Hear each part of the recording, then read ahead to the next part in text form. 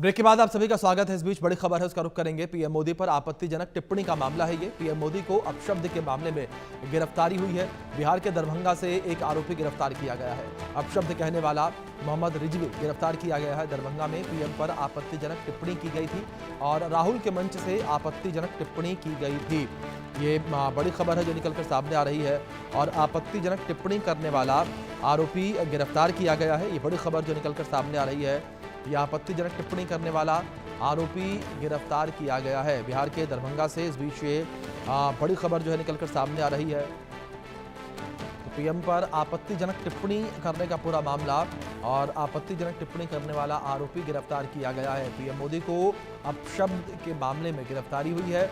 बिहार के दरभंगा से आरोपी की गिरफ्तारी की गई है। ये बड़ी खबर है जो निकलकर सामने आ रही है। दरभंगा में पीएम मोदी के ऊपर आपत्तिजनक टिप्पणी करने का यह पूरा मामला था।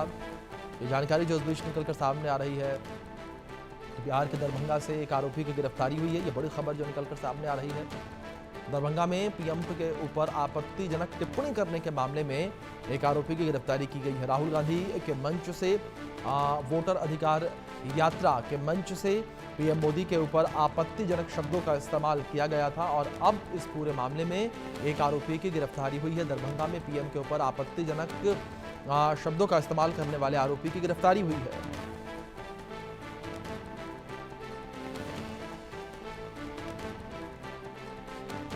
बड़ी खबर है जो इस बीच निकलकर सामने आ रही है।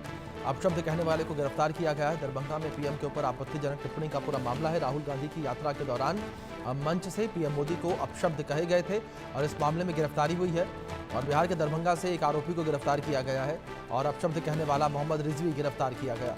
मोहम्मद रिजवी ने पीएम मोदी को लेकर अपशब्द कहे थे और पीएम मोदी को लेकर कहे गए अपशब्द के मामले में आरोपी की गिरफ्तारी हुई है।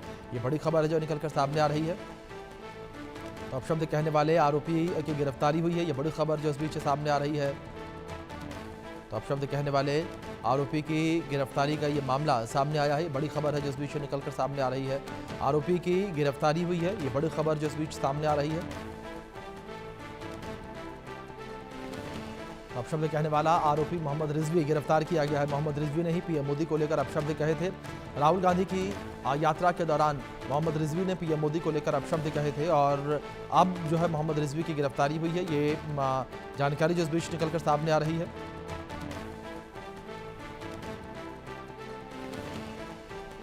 इस बीच बड़ी खबर है जो इस बीच निकलकर सामने आ रही है। पीएम मोदी पर आपत्तिजनक टिप्पणी का ये पूरा मामला है। हमारे सहयोगी रितेश मिश्रा जुड़े हैं, उनका रुख करेंगे अपडेट्स के लिए। रितेश, जिस तरीके से पूरा मामला निकलकर सामने आया था, प्रधानमंत्री नरेंद्र मोदी को गाली दी गई थी राहुल गांधी की यात्रा के दौरान और अब एक आरोपी की गिरफ्तारी हुई है। क्या ये पूरा मामला, किस तरीके से इसमें कार्रवाई जो है वो की जा रही है? राहुल गांधी और तेजस्वी यादव की सभा थी दरभंगा में और जी। उनके पहुंचने के पहले जो ये आरोपी है राजा और आदिल और कई सारे लोग थे, वो भरे मंच से माइक में वो लगातार प्रधानमंत्री नरेंद्र मोदी पर आपत्तिजनक टिप्पणी कर रहे थे और ये इतना ज्यादा बढ़ गए, इतने उत्साह में आ गए कि इन्होंने प्रधानमंत्री नरेंद्र मोदी को काफी गालियां दी। और जी। जब उसके बाद हल्ला हुआ, हंगामा हुआ, बीजेपी ने इस पर पूरी तरीके से जब उसने विरोध जताया और फिर कल जो बीजेपी का डेलीगेशन है, जो यहाँ पर जो मीडिया सेल के हेड हैं दानिश इकबाल, उन्होंने जी। फिर मामला दर्ज कराया और उसके बाद पुलिस जो है वो एक्शन में आई। अब देख लीजिए, मामले की गंभीरता इतनी ज्यादा है कि खुद जो गृह मंत्री हैं अमित शाह, उन्होंने भी इस घटना को लेकर कड़ी निंदा की और उसके बाद जब पुलिस एक्शन में आई है तो इसे गिरफ्तार किया गया है और इसकी निशानदेही पर अन्य जो आरोपी हैं उनकी गिरफ्तारी के लिए लगातार छापेमारी की जा रही है। और ये जी। देखिए कि ये कानूनी कार्रवाई बेहद जरूरी थी, क्योंकि ये एक, चलिए नेताओं में आपसी आरोप प्रत्यारोप वो जायज है, लेकिन अगर आप देश के प्रधानमंत्री को गाली दे रहे हैं, देश के संवैधानिक पद पर बैठे किसी व्यक्ति को गाली दे रहे हैं, तो फिर ये आपकी मानसिकता को उजागर करता है कि आप किस तरह के व्यक्ति हैं। और अब जी पुलिस जो है वो पूरी तरीके से इसकी कुंडली को खंगाल रही है कि ये किस तरह का हरकत करता है, इसकी मानसिकता क्या है, और पता चला है कि ये पूर्व में भी इस तरह की हरकतें कर चुका है। जी तो अब इस पर गंभीर कानूनी एक्शन होगा, और ये वैसे लोगों के लिए एक बड़ा मैसेज है जो ये सोचते हैं कि हम कुछ भी कर लेंगे, हम बच जाएंगे, चाहे धर्म की आड़ में बच जाएं, जाति के नाम पर बच जाएं। तो बिल्कुल ऐसे लोगों के लिए ये कड़ा सबक है, और ऐसे बिल्कुल रितेश, कुछ लेकिन नेताओं दूसरी के ओर लिए। अगर बात बिहार को लेकर की जाए तो बिहार में इस पूरे विषय पर राजनीति भी गर्माती नजर आ रही है, जहां बीजेपी को एक बड़ा मौका मिल गया है। कांग्रेस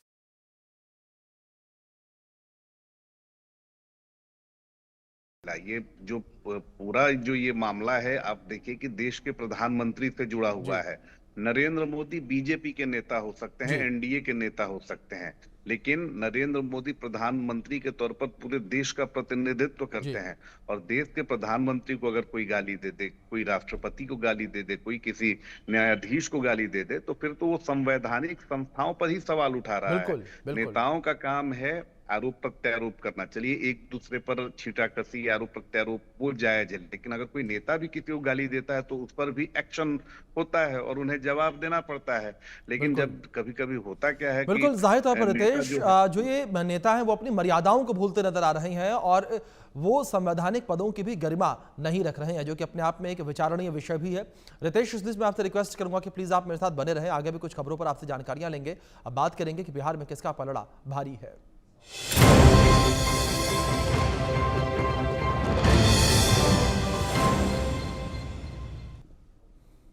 बड़ी खबर का रुख कर लेते हैं। बिहार में वोटर अधिकार यात्रा का 13वां दिन है। आज गोपालगंज में सभा और रोड शो करेंगे राहुल और तेजस्वी। गोपालगंज पहुंचेंगे राहुल तेजस्वी और ये यात्रा गोपालगंज आज पहुंचनी है। वोटर अधिकार यात्रा से जुड़ेंगे सिद्धारमैया और यात्रा में शामिल होंगे अखिलेश यादव भी।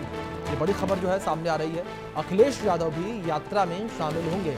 ये बड़ी खबर जो निकलकर सामने आ रही है, अखिलेश यादव की मौजूदगी भी यात्रा में देखने को मिलेगी और सिद्धारमैया जो है वो भी यात्रा में शामिल होंगे। ये बड़ी खबर है जो निकलकर सामने आ रही है, अखिलेश यादव भी यात्रा में शामिल होंगे। राहुल गांधी की वोटर अधिकार यात्रा का 13वां दिन है ये बड़ी खबर जो सामने आ रही है।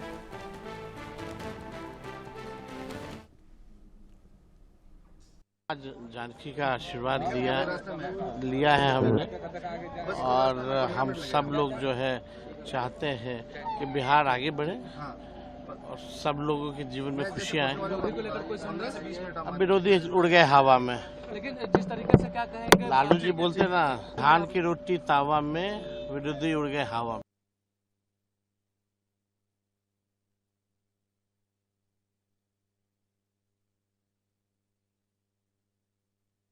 अपडेट्स के लिए रितेश, जिस तरीके से राहुल गांधी की यात्रा लगातार बिहार में जारी है, किस तरीके से यात्रा का इम्पैक्ट पड़ता हुआ नजर आ रहा है रितेश? बिल्कुल, देखिए कि यात्रा को लगातार हम कवर कर रहे हैं। कई यात्राओं में मैं भी गया हूं, हमारे टीम के कई लोग इस यात्रा में हैं, हम लगातार कवर कर रहे हैं। जो इम्पैक्ट होना चाहिए ऑन ग्राउंड वो इम्पैक्ट नहीं दिख रहा है, क्योंकि देखिए बिहार में बहुत सारे मुद्दे हैं। बिहार में पलायन का मुद्दा है, बिहार में बेरोजगारी का मुद्दा है, भ्रष्टाचार बड़ा मुद्दा है, लेकिन इन तमाम मुद्दों से साइडलाइन होते हुए तेजस्वी यादव और राहुल गांधी ने फोकस कर दिया है एसआईआर का मुद्दा। मैंने खुद कई लोगों से सवाल पूछा, जो लोग रैली में भाग लेने आते हैं, कि एसआईआर के मुद्दे का क्या असर है। तो वो लोग यही, जो नेता भाषा बोलता है वो वही जो जनता सुनने पहुंचती है, जो इनके समर्थक हैं, वो यही कहती है कि भाई 65 लाख लोगों का नाम कट गया।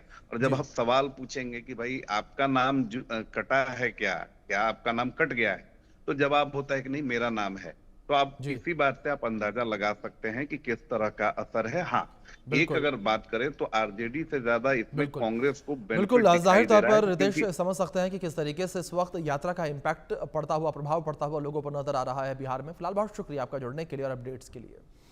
तो वहीं बिहार में चुनावी माहौल है और हमारे संवाददाता आनंद सिंह ने ग्राउंड पर उतरकर चुनावी हाल को जाना है, माहौल को जाना है। आप रिपोर्ट में देखिए। खुद एक ऐसा सरकार को लेकर घूम रहे हैं जो कि पूरा का पूरा परिवार ही चोर है। तेजस्वी यादव को कहिए कि खुद से पहले बिहार में खड़ा होकर अपने लिए सरकार बना ले और अपना 10 गो सीट ले आए, उसके बाद वो राहुल जी को प्रधानमंत्री बनाएंगे। यात्रा किया था, भारत जोड़ो यात्रा, उससे भी बहुत फायदा इनको हुआ नहीं। हाँ, लोग थोड़ा जागरूक होते हैं, उनको देखते हैं, वो भी भीड़ बनाई हुई रहती है इनकी।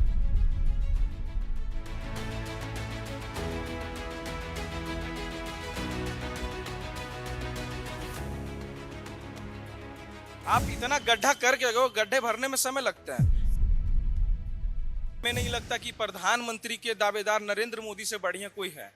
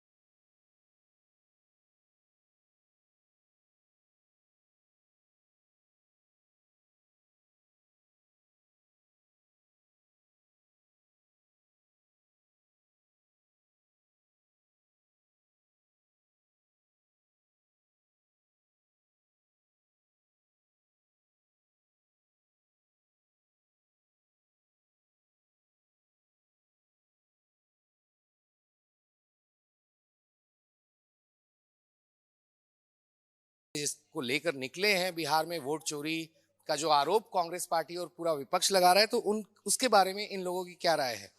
क्या लगता है आपको, वोट चोरी हो रही है जैसा कि विपक्ष आरोप लगा रहा है?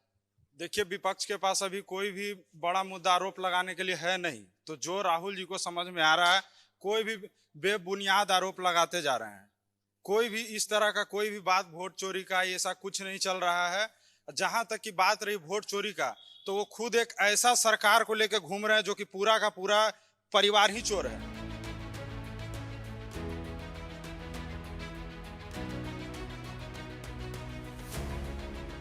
लालू जी का आप उठा के देख लीजिए, इतिहास तो चोर ही से भरा है। चारा घोटाला से लेके जितना भी चीज है, तो उनको कोई भी ऐसा मुद्दा मिल ही नहीं रहा है। तो अब एक नया एजेंडा बना दिए वोट चोरी का, जो कि हम लोग की तरफ से ऐसा कुछ नहीं है। नीतीश जी का कार्य बिहार में देख सकते हैं कि किस तरह से कर रहे हैं। सड़क है, आप देख लीजिए, आज राजगीर में खेल परिसर जो बन के तैयार हो रहा है, अपने आप में एक बहुत बड़ा इतिहास है। तो हम लोग के लिए तो उनसे बढ़िया भाई कोई सरकार ना बिहार में आएगी और ना है। तेजस्वी यादव कहते हैं कि 2029 में राहुल गांधी को देश का प्रधानमंत्री बनाना है और इस साल के विधानसभा चुनाव में एनडीए को उखाड़ फेंकना है। तो लगता है कि ये जो वो सपना देख रहे हैं, वो सपना उनका साकार हो। पहले तेजस्वी यादव को कहिए कि खुद से पहले बिहार में खड़ा होकर अपने लिए सरकार बना लें और अपना 10 वो सीट ले आए। उसके बाद वो राहुल जी को प्रधानमंत्री बनाएंगे। जिस तरीके से लगातार तेजस्वी यादव स्टीयरिंग की कमान संभाल रहे हैं राहुल गांधी की गाड़ी की यहाँ पे, तो इन दोनों में से फिर बड़ा नेता कौन दिखता है प्रधानमंत्री नरेंद्र मोदी की टक्कर में? प्रधानमंत्री नरेंद्र मोदी के टक्कर में इनके जोड़ी में कोई नहीं है। इनसे टक्कर करना या कंपैरिजन करना ही बेकार है, क्योंकि दोनों के दोनों ही क्या है नहीं है सो आप जान रहे हैं। आप मीडिया है, घूम रहे हैं, जनता से अपना राय ले रहे हैं, रिव्यू मिल ही रहा है। तो हम लोग के समझ में मोदी जी से ऊपर तो भाई अभी कोई नहीं है। बिहार में काफी मुद्दे हैं जो विपक्ष आरोप लगाता है कि यहाँ से युवाओं का पलायन खास तौर पे होता है रोजगार की तलाश में। शिक्षा का एक बड़ा मुद्दा है। तो आपको लगता है नीतीश कुमार जो करीब 20 साल से यहाँ काम कर रहे हैं, तो उनका काम इस तरह का रहा है जिससे लोग उनके कार्य की तरफ आकर्षित हुए हों, पलायन रुका हो यहाँ के युवाओं के लिए, या फिर शिक्षा के अधिक यहाँ पर अपॉर्चुनिटीज मिली? शिक्षा की बात जहां तक रही, तो आप पहले का मुताबिक अभी के हिसाब से भी आप देख सकते हैं, जितने भी हमारे कॉलेज है, स्कूल हैं, जो भी हमारे सरकारी संस्था है, तो सब सारे चीजें आप देख सकते हैं। पहले के सरकार में क्या था और अब के सरकार में क्या है। पहले के सरकार में स्कूल में आपको ना बच्चा ना टीचर कोई नजर नहीं आता था। आज के अभी के डेट में आपको जाइए, टाइम पे बच्चा आए ना आए, टीचर को आना ही आना है। तो इस सरकार से आपको पता है कि शिक्षा को लेके क्या चल रहा है।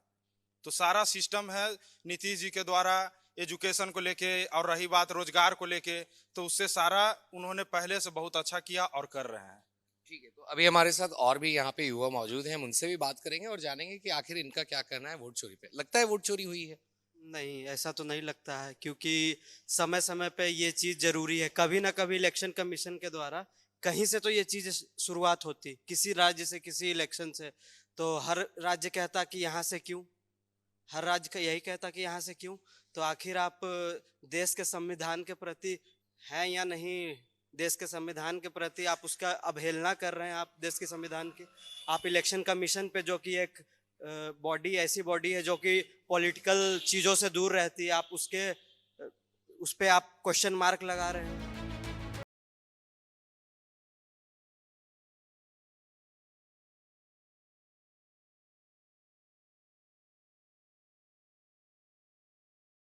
राहुल गांधी ने तमाम सबूत दिए थे अपने प्रेस कॉन्फ्रेंस में।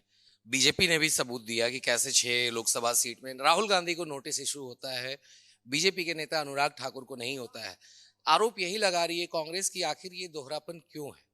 तो आपको लगता है कि इलेक्शन कमीशन को अनुराग ठाकुर को भी नोटिस भेजना चाहिए था, जो उसके साख पे सवाल उठ रही है?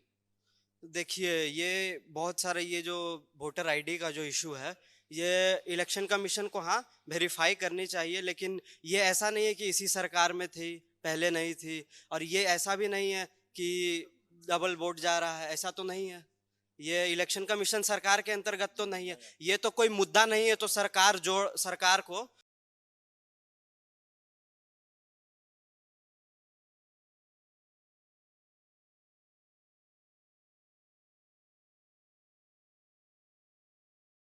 जो रूलिंग गवर्नमेंट है, ये उन पे दबाव बना रही है, जबकि ऐसा कुछ नहीं है। गवर्नमेंट क्योंकि चेंज होते रहती है, उन्हें चेंज होना नहीं। तेजस्वी यादव आरोप लगा रहे हैं कि हमने जो जो चीजें वादे किए हैं लोगों से कि हमारी सरकार आएगी तो हम बिजली मुफ्त देंगे, इतनी यूनिट बिजली मुफ्त देंगे। नीतीश जी ने वो अनाउंस कर दिया। महिलाओं की बात की तो महिलाओं के लिए भी पॉलिसी अनाउंस कर दी। जब उन्होंने बात की वृद्ध पेंशन और विधवा पेंशन के अमाउंट को बढ़ाने की, तो सरकार ने वो अनाउंस कर दिया। नकल का आरोप लगा रहे हैं तेजस्वी यादव।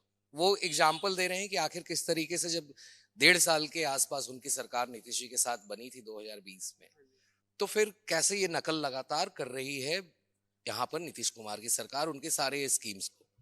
देखिए, पहले तो ये बिजली का जो स्कीम है, कोई भी सरकार लाती है, ये तो बिल्कुल ही गलत है। ये कोई सही चीज नहीं है कि आप कहीं फ्री बिजली दे रहे हो, नहीं दे रहे हो। इससे क्या है, इससे हाँ हाँ जी, तो ये चीज तो बिल्कुल नहीं है, ये कोई भी गवर्नमेंट दे रही है। और नकलची की बात रही, ऐसा कुछ नहीं है नकलची है। फिर तो कोई भी अच्छी चीज है कोई इम्प्लीमेंट ना करे। अगर वो आप बात कर रहे हैं, लेकिन आपका हिस्ट्री कहाँ है? आप बात कर रहे हो कहाँ की, लेकिन आपने तो सारा स्कैम करके बैठा हुआ है। आपका कोई हिस्ट्री ही नहीं है। जब आप देखोगे, पहले ना एजुकेशन के लिए कुछ, आज तरह तरह का मेडिकल कॉलेज हर जगह खुल रहा है। आप देख सकते हो, यही एरिया में बर्धमान खुला, डेंटल कॉलेज, फार्मेसी कॉलेज, कितना सारे, मतलब शिक्षा के लेवल पे बहुत अच्छा ग्रोथ हो रहा है। लेकिन इनका कोई हिस्ट्री नहीं है। स्कैम है, ना शिक्षा है, ना गरीबी मिटाया, कुछ नहीं किया इन्होंने। मगर जिस तरीके से ये बात करते हैं विपक्ष की, तेजस्वी यादव खास तौर पे, कि राहुल गांधी को प्रधानमंत्री बनाना है 29 में और एनडीए को उखाड़ फेंकना है, तो आपको लगता है ये इनका सपना साकार होगा? जी नहीं, बिल्कुल नहीं। क्योंकि जब कांग्रेस यूपीए की सरकार खत्म हुई थी, उसका मेन मुख्य वजह ही था स्कैम, 3G स्कैम, कोयला स्कैम के वजह। सब में तो कोर्ट ने खारिज कर 3G स्कैम ऐसा कहाँ, लाइक ये हो सकता है आरोप जिस पे हो वो हो सकता है, लेकिन अगर ये चीज हुई, आखिर मुद्दा यही बना उस सरकार को हटने के पीछे, कि यहाँ बहुत करप्शन है। और चीजें चल रही थी वैसे। पहले आप रोड देख लो, बन रहा है तो बन रहा है, 9 साल 10 साल, बहुत सारे रोड अभी पुराना भी बना भी नहीं है। लेकिन अब देखो, आप रोड स्टार्ट होते हैं और लाइक टाइमलाइन के हिसाब से या पहले ही कंप्लीट हो जाते हैं। इंफ्रास्ट्रक्चर ये था नहीं था, अब का इंफ्रास्ट्रक्चर देखिए आप। इंफ्रास्ट्रक्चर जब रहेगा बिहार में, तो और भी चीज़ों की मूलभूत जो सुविधाएं हैं, उनका ग्रोथ इंफ्रास्ट्रक्चर पे ही होता। अगर रोड अच्छी होंगी तो कंपनीज सब कुछ आएंगी, होटल्स, ये सब हर चीज़ बनेंगे, लोग ट्रांसपोर्ट का यूज़ करेंगे। फिर आप ये सब लाइक ट्रक ये सब चलते हैं, इनके ट्रांसपोर्टेशन कॉस्ट कम होगी, तो ये सब चीज़ें होती है। अभी हमारे साथ बात करने के लिए और भी लोग हैं, हम उनसे भी बात करेंगे और जानेंगे आखिर इनका क्या कहना है। आपका नाम? आप युवा दिख रहे हैं, क्या पढ़ाई आपने की है और आप जॉब कर रहे हैं अभी या नहीं? मैं जॉब नहीं कर रहा हूँ, मेरा नाम सौरभ आनंद है। मैं अभी बैचलर ऑफ एजुकेशन कंप्लीट किया हूँ और पीजी में एडमिशन लिया हूँ। तो मैं एक फ़िलहाल स्टूडेंट हूँ। मैं प्रिपरेशन कर रहा हूँ आने वाले आगामी, जो अभी नीतीश कुमार जी ने 1,25,000 वैकेंसी की घोषणा की है, तो मैं उस एग्ज़ाम की भी तैयारी कर रहा हूँ। तो आपको लगता है युवाओं के लिए अपॉर्चुनिटीज़ हैं यहाँ पे बिहार में? जिस तरह से लोग यहाँ से पलायन करते हैं नौकरी की तलाश में, आपको लगता है अपॉर्चुनिटीज़ बिहार में युवाओं के लिए? देखिए सबसे बड़ी बात यह है कि हम डायरेक्ट आप सरकार को ये दोष नहीं दे सकते कि रोजगार नहीं है। नहीं, कैसे अभी 1,25,000 वैकेंसी टीचर की आ रही है। आप अभी सरकारी रिजल्ट उठा के देखो, वैकेंसीज ही वैकेंसीज है। आप नहीं पढ़ रहे हो तो आप कह रहे हो सरकार ये योजना नहीं दे रही है। इतने तरह तरह के प्रधानमंत्री रोजगार योजना के तहत आपको लोन प्रोवाइड होती है, सिर्फ डॉक्यूमेंटेशन लगते हैं। 1 रुपया का कहीं नहीं, मतलब यू डोंट हैव टू पे एनी सिंगल पेनी इन ब्लॉक और इन बैंक ऑल्सो। आपको बस डॉक्यूमेंटेशन पूरा करना है, 25 लाख की आपको लोन प्रोवाइड होती है, आप अपना रोजगार खड़ा कर सकते हैं। फिर आप ये कैसे कह सकते कि सरकार रोजगार नहीं दे रही है? मगर 20 साल से उनकी सरकार है, अभी भी लाखों की तादाद में लोग बाहर जाते हैं, विपक्ष ये आरोप लगाता है, तो उनका आरोप सही लगता है आपको? 20 साल की सरकार में आप ये देखिए कि 20 साल पहले क्या था और अब क्या है। तो डेवलपमेंट कहीं ना कहीं तो बढ़ती जा रही है, रोजगार कहीं ना कहीं बढ़ती जा रही है। पहले शिक्षा में क्या व्यवस्था था, अब क्या है आप देख रहे हैं। पहले का स्कूल क्या है, मेरे फादर अपने टाइम की बात करते हैं और अब हम अपने टाइम का बात कर रहे हैं। तो हम देख रहे हैं कि अभी जो भी, जैसे मेरे नोन में जो टीचर जा रहे हैं बीपीएससी के थ्रू, उनका क्या है, वो स्कूल जाते हैं, टाइम से आते हैं। अब क्या हो गया, आप जाएंगे स्कूल, आपको फोन से लाइव लोकेशन के साथ, वीडियो कैमरा के साथ आपको अटेंडेंस बनाना है, तो आप यहाँ पे चोरी नहीं कर सकते। पहले ये सारे सिस्टम नहीं था। पहले क्या था, टीचर जाए या ना जाए, उनका अटेंडेंस बन रहा है, सैलरी आ रही है। अभी सारा सिस्टम खत्म हो चुका है। तो इस मामले में तो आप बिल्कुल ये नहीं कह सकते कि डेवलपमेंट नहीं हुआ है। आपको क्या लग रहा है, तेजस्वी यादव लगातार राहुल गांधी के साथ वोटर अधिकार यात्रा पे चल रहे हैं, तो कांग्रेस कहीं ना कहीं अपनी खोई हुई जमीन तलाशने की कोशिश कर रही थी, तो आपको लगता है कि तेजस्वी ने ये हाईजैक कर लिया राहुल गांधी का पूरा मामला? देखिए ऐसा नहीं है। सबसे बड़ी बात, जैसा हमारा एक भाई ने बोला, उनके उस सरकार के पास कोई मुद्दा ही नहीं है, तो वो इस मुद्दे को ला रही है। वोट चोरी, वोट चोरी अगर हो रही है, फिर भी हम वोट चोरी होने देंगे, क्योंकि हमें नहीं लगता कि प्रधानमंत्री के दावेदार नरेंद्र मोदी से बढ़िया कोई है। क्योंकि आप, जैसा कि आप लोग को भी पता होगा, लोग देख रहे हैं मीडिया में क्या चल रहा था कश्मीर में।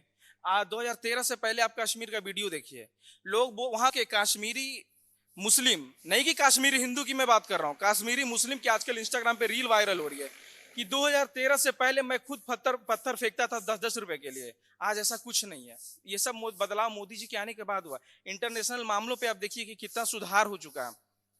कश्मीर में आधा दिन नेट बंद, ये सारा चालू रहता था हमेशा, लगभग रेगुलर का ये चीज था। कभी ये हो गया, कभी पाकिस्तान से अंदर आए, हमारे सैनिक की गर्दन काट के लेके चले गए। मगर बात करते हैं तेजस्वी यादव, राहुल गांधी को प्रधानमंत्री बनाना है 2029 में, और इस बार विधानसभा चुनाव में एनडीए को उखाड़ फेंकना है। ऐसा पॉसिबल नहीं है, वो सिर्फ सपना देख रहे हैं। और देखिए, जैसा तेजस्वी यादव है, वैसा ही अपने के लिए नेता भी ढूंढ लिए हैं राहुल गांधी को। तो ऐसा तो पॉसिबल ही नहीं सपने में। क्योंकि जहां मैं हूं, वहां की बात करता हूं, मैं बिहार में हूं, तो मैं बिहार के राजगीर शहर में हूं। मेरी डेट ऑफ बर्थ 1999 है और मैंने राजगीर को 2007-2008 में भी देखा है, 2009-10 में भी देखा, 13 से पहले मैंने राजगीर को देखा। और उसके बाद के जो बदलाव है, जैसे नीतीश कुमार जब से सरकार बनी, उसके बाद का जो बदलाव है देखा। सरकार 2004 से थी। 4 से थी, हाँ। तो उससे पहले की बात मैं बता रहा हूँ। तो डेवलपमेंट, देखिए सरकार आई तो डेवलपमेंट होने में समय लगता है ना। आप इतना गड्ढा करके गए, गड्ढे भरने में समय लगता है। आप किसी भी ओल्ड एज इंसान से जाके पूछो राजगीर बस स्टैंड का क्या हाल था, बस स्टैंड से नीचे जैसे ढूलते छबीलापुर रोड में क्या हाल था, दिन दहाड़े मर्डर। आरडीएच स्कूल करके ग्राउंड आरडीएच आरोप लगाती है विपक्ष की, अभी तो सुशासन बाबू कहलाते हैं नीतीश कुमार, मगर क्राइम अब पहले से भी ज्यादा है। देखिए क्राइम है, क्राइम को हम रोक नहीं सकते हैं, क्राइम हम रोक नहीं सकते, लेकिन क्राइम होने के बाद जो कार्रवाई हो रही है वो पहले नहीं थी, अब है। क्राइम हम नहीं रोक सकते। सामने कोई बंदा जा रहा है, अभी किसी को ठोक दे, वो क्राइम हम नहीं रोक सकते, लेकिन उस पे जो कार्रवाई की जाएगी, ये उस सरकार में नहीं थी, इस सरकार में है। ठीक। और अभी हमारे साथ और भी युवा हैं, उनसे भी बात करेंगे और जानेंगे आखिर इनका क्या कहना है। क्या लगता है, वोट चोरी हो रहा है बिहार में? नहीं, मेरे हिसाब से वोट चोरी तो नहीं हो रहा है। ये बस प्रोपोगेंडा है जो driven by only UPA government और इंडिया गठबंधन के द्वारा। ऐसा कुछ तो है नहीं। हम लोग के हिसाब से जैसा हम लोगों ने देखा है वैसा तो कुछ है नहीं वोट चोरी का सिस्टम। अभी कोई मुद्दा बचा नहीं है अपोजिशन के पास, इसलिए बस एक ये प्रोपेगेंडा लेके पूरे बिहार में घूमा जा रहा है। और बात रही कि इस बार सरकार बनेगी तेजस्वी की और महागठबंधन की, तो ऐसा होने वाला नहीं है। पिछले बार 80-85 या फिर जो भी 90 के अप्रॉक्स में उनको सीट आई थी, उसमें सबसे ज़्यादा फायदा दिलाने वाले चिराग पासवान थे। क्योंकि बीजेपी के सीट जहां जहां बीजेपी का सीट था बिहार में 243 पे, उस जगह पे चिराग पासवान ने अपने कैंडिडेट को वहां पे स्टैंड किया नहीं। बस जो जनता दल यूनाइटेड के जो कैंडिडेट थे वहां पे उन्होंने अपना कैंडिडेट उतारा था। तो उसके कारण उनका जो वोट शेयरिंग था जेडीयू का और जो बीजेपी का था, वो वोट शेयरिंग अलग अलग हो गया।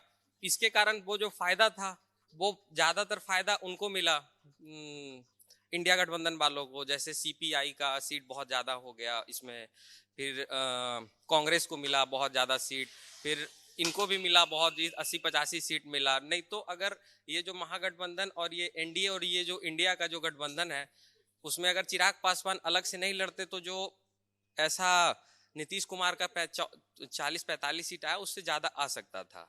आपको लग रहा है कि नीतीश कुमार जी ने काम किया है? खासतौर पे आप युवा हैं, आप लोगों के लिए अपॉर्चुनिटीज कैसी हैं? लाखों बच्चे यहाँ से पलायन करते हैं हर साल, चाहे बेहतर शिक्षा के लिए हो या फिर युवा जो हैं वो रोजगार के लिए जाते हैं।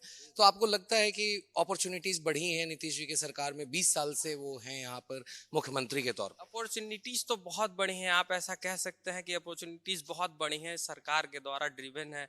बहुत सारी स्कीम्स ऐसी सरकार ने लाई है। स्किल से रिलेटेड अप्रेंटिसशिप प्रोग्राम है जिसमें आप बैंक में काम कर सकते हैं अप्रेंटिसशिप के तहत। किसी फैक्ट्रीज में आप जा सकते हैं, वहाँ से स्किल डेवलप कर सकते हैं। बिहार में मेरे हिसाब से 90% से 90% से ज़्यादा जो युवा हैं, यूथ हैं, जिनके पास अच्छी व्यवस्था शिक्षा नहीं है, जो बेसिक नॉलेज नहीं उनके पास, बेसिक एथिक्स नहीं है, तो वो यहाँ वो पढ़ाई यहाँ कर नहीं पाए। तो उनको यहाँ रोजगार पाने के लिए कुछ एक बेसिक जो क्राइटेरिया फुलफिल होता है